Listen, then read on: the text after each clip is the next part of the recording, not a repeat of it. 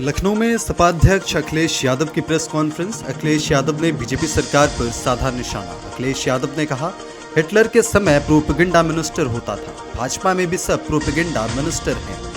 BJP सरकार में line के सिवा मिला क्या? जनता इस बार लाइन में लगाकर इन्हें हटा देगी। पीड़ा जितनी बढ़ेगी, पीड़े भी उतना बढ़ेगा। बीजेपी छवि खराब करने के लिए फंडिंग करती है।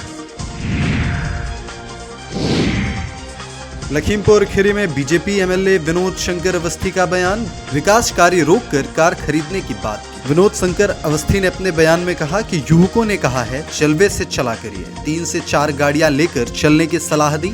विधायक जैसा दिखने की बच्चों ने सलाह दी। मैंने उसी के कहने पर सारे विकास कार्य रोके, 2 नई गाड़ियां खरीद ली जो सबके सामने है। धौरहरा बीजेपी विधायक का वीडियो है। गोरखपुर में सीएम योगी आदित्यनाथ का बड़ा बयान। सीएम योगी ने कहा, रसोई गैस के लिए लाइन लगने की जरूरत नहीं, अफवाहों पर ध्यान नहीं देना है। रसोई गैस की होम डिलीवरी जारी है। युद्ध से पूरी दुनिया प्रभावित, भारत के अंदर सब कुछ अच्छा है। जब जरूरत हो तभी पेट्रोल डीजल लेने जाएं। यूपी के कई जिलों में बारिश की चेतावनी। पश्चिम यूपी के कई जिलों में आज होगी बारिश। पश्चिमी विक्षोभ सक्रिय होने से बारिश की आशंका। आज पूर्वी पश्चिमी यूपी के कई जिलों में होगी बारिश और बूंदाबांदी से तापमान में आएगी गिरावट। लखनऊ में गैस किल्लत से दिहाड़ी मजदूरों की बड़ी मुश्किलें। लेबर अड्डों पर काम न मिलने से छाई निराशा। कई मजदूर रोज आते हैं फिर खाली हाथ लौट जाते हैं। रोजगार न मिलने से एक एक दिन काटना मुश्किल। होटलों में काम ठप, मजदूरों के मौके हुए कम। लखनऊ में लापता 80% लोगों को खोजने का सरकार का दावा। हाई कोर्ट लखनऊ बेंच में सुनवाई के दौरान पेश किया आंकड़ा। 1 जनवरी 2024 से 17 मार्च 2026 तक की रिपोर्ट पेश। 79.84% गुमशुदा व्यक्तियों का पता लगाने का दावा। 1,19,070 में से 95,061 लोगों को खोजा गया। अगली सुनवाई 15 अप्रैल को होगी। मामले की निगरानी हाईकोर्ट की खंडपीठ कर रही है। लखनऊ में सपा अध्यक्ष अखिलेश यादव का बड़ा बयान। अखिलेश यादव ने कहा, दादरी से सपा की रैली शुरू हो रही है। लोग कहते हैं वे हमारे लिए कमजोर इलाका है, लेकिन हम इस बार सबसे मजबूत करेंगे। गरीबों के लिए समाजवादी पेंशन शुरू होगी। स्त्री सम्मान योजना का काम शुरू करेंगे। सहारनपुर में शादी के लिए रची दरोगा बनने की कहानी। बरेली के युवक ने खुद को बताया दरोगा। खुद को बताया सहारनपुर में तैनात दरोगा। पीलीभीत में लड़की पक्ष से चली बातचीत। रास्ता पक्का करने सहारनपुर आए पिता। बातचीत में खुली फर्जी दरोगा की पोल। युवक का नाम काशिम बताया जा रहा है। थाना सदर बाजार पुलिस ने किया गिरफ्तार।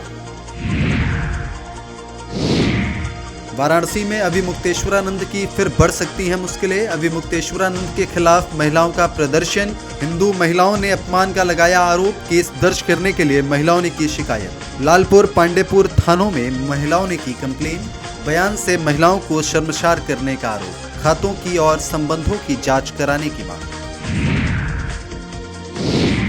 रामपुर में कांग्रेस प्रदेश अध्यक्ष अजय राय का बयान। अजय राय ने कहा, युद्ध पहले भी हुए पर गुमराह नहीं किया। कांग्रेस के प्रधानमंत्री ने गुमराह नहीं किया। लोगों से सच छुपाया जा रहा है। 5 राज्यों में कांग्रेस अच्छा रिजल्ट लाएगी।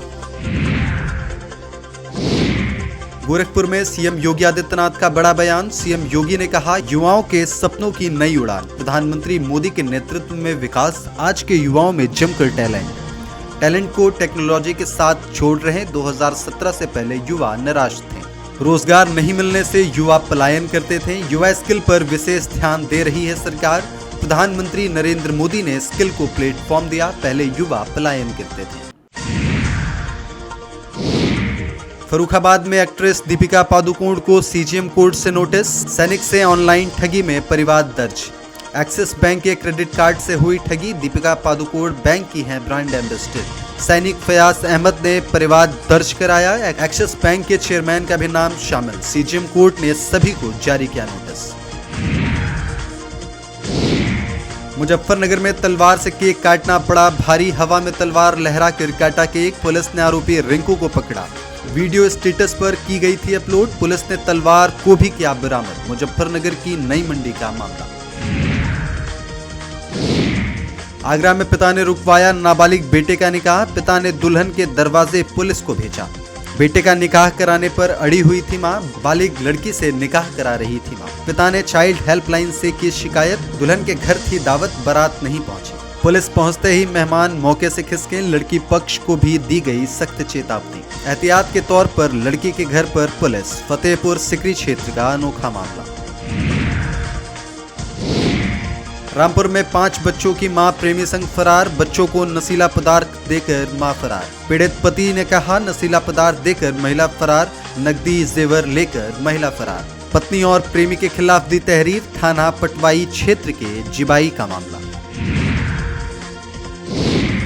आगरा में युवती के इंस्टाग्राम आईडी हुई हैक, आरोपी ने प्राइवेट वीडियो किया अपलोड। युवती का नहाते समय का वीडियो डाला, इंस्टाग्राम स्टोरी पर भी किया शेयर। पीड़िता ने थाना सिकंदरा में कराई शिकायत, अज्ञात पर आईडी हैक करने का आरोप। घटना से मानसिक रूप से परेशान पीड़िता, थाना सिकंदरा क्षेत्र का मामला।